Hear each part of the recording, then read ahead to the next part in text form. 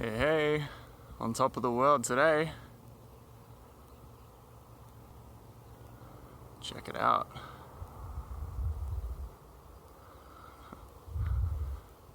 So I was on my way up here this morning because I've had a rough few days on myself mentally.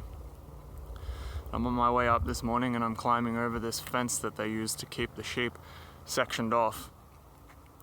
And I stopped for a minute as I was climbing over this fence to ponder what's been happening in my mind over the last few days to keep me so dull and suppressed and numb. And as I'm doing this fucking electric fence sends this fucking voltage through my body. It fucking dropped me onto my ass. It was fucking ridiculous. It was almost as if like the universe was like, hey man, stop dwelling, start moving on, stay in the moment, enjoy what the fuck is around you right now. So I am.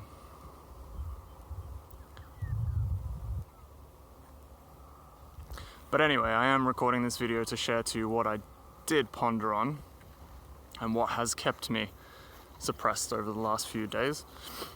I've obviously freed up a lot of time for myself to sit and wonder and experiment with myself. And I've come up with two different types of happiness that I've observed. And there's this realm of a suppressed, numb type of contentness that we could probably put down to our comforts. So happiness based off of our comforts. This happiness, from what I've observed, is only temporary and it only serves to keep you numb, to keep your emotions suppressed, to not allow you to experience the fullness of the moment that you're experiencing.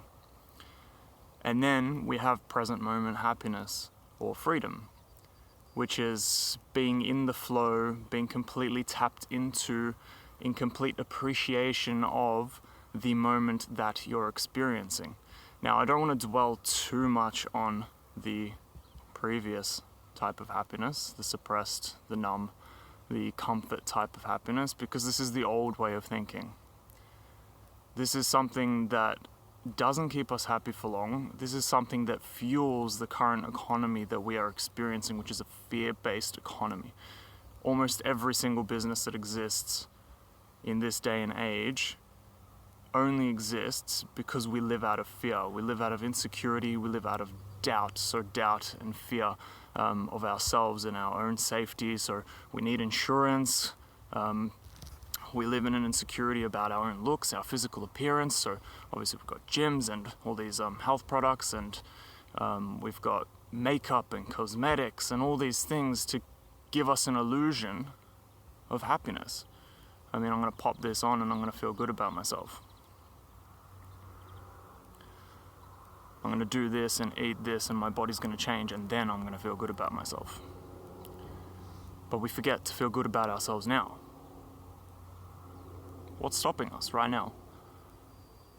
Through my observation, the only thing that is stopping us is that comfort.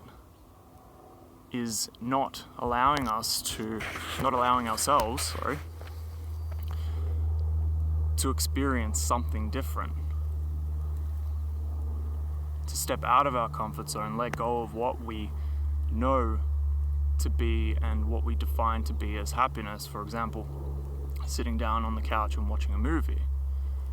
I mean, there is some sort of temporary satisfaction out of that, but will it make you truly happy, profoundly happy? In my experience, no, it never does. It's always short-lived. About halfway through the movie, I'm just thinking, fuck, is this movie ever going to end?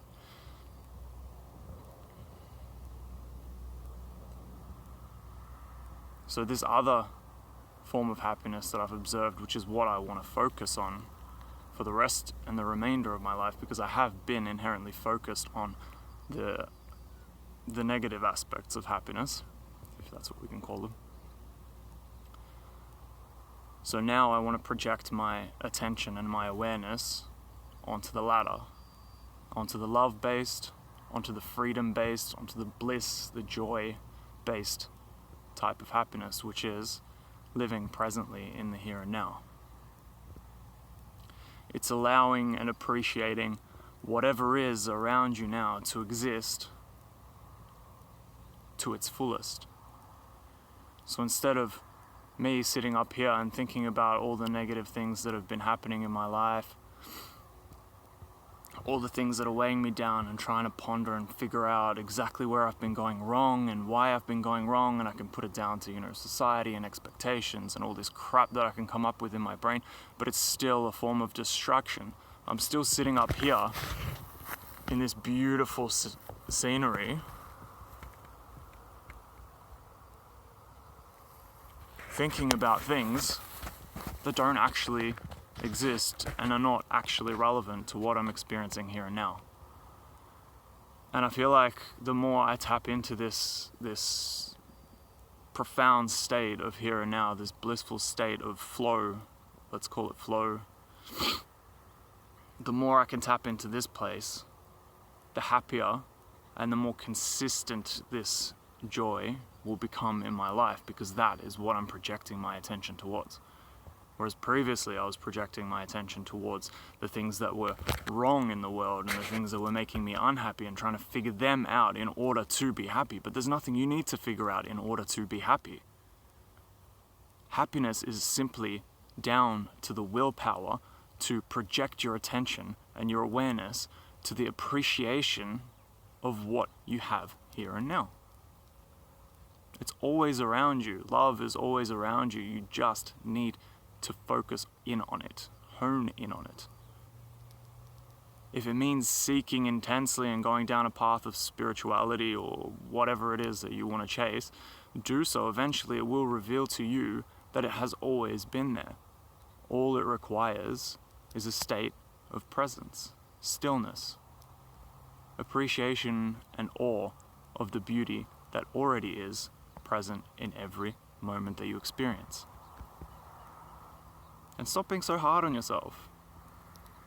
And this may be me talking to me, because anyone that knows me knows that I am probably the hardest person on myself. And I also set that expectation on others, which I've observed to be wrong also.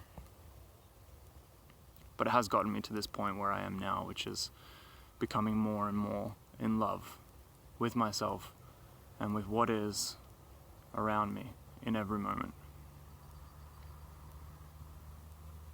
And I feel that the more we can enter this state, when the things that we've always wanted do appear, so these comforts or any sort of technological toy that we want to purchase or any sort of experience that we want to have, when we do experience those things from a state of presence, from a state of love, the experience will be exponentially improved.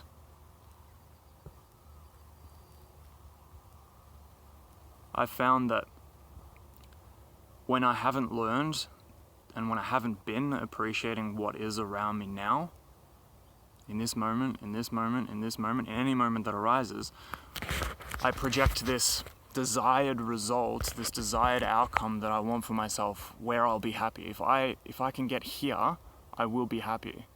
But now I'm here, so I can't be truly happy. This is just an excuse. I've noticed, for example, moving from Melbourne to New Zealand for myself exposed this truth, because I was telling myself in Melbourne that once I stop working, once I move to New Zealand, once I get away from all these old habits that are keeping me miserable, I'll be happy. And then I came to New Zealand and I was more miserable than ever. So changing the external physical surroundings don't always mean that you will actually be happy. Getting more money won't actually allow you to be happy unless you can appreciate the money that you have now, the experiences that you can gain with the money that you have now. Because money, as we all know, can't and won't ever buy us happiness unless we can learn to appreciate that money and use it and spend it towards things that make ourselves and the people around us happy.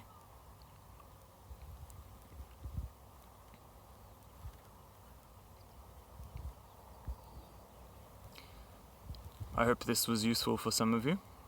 I can't think of anything else to say at the moment. Much love to you all. I hope you're all having a beautiful day. Enjoy.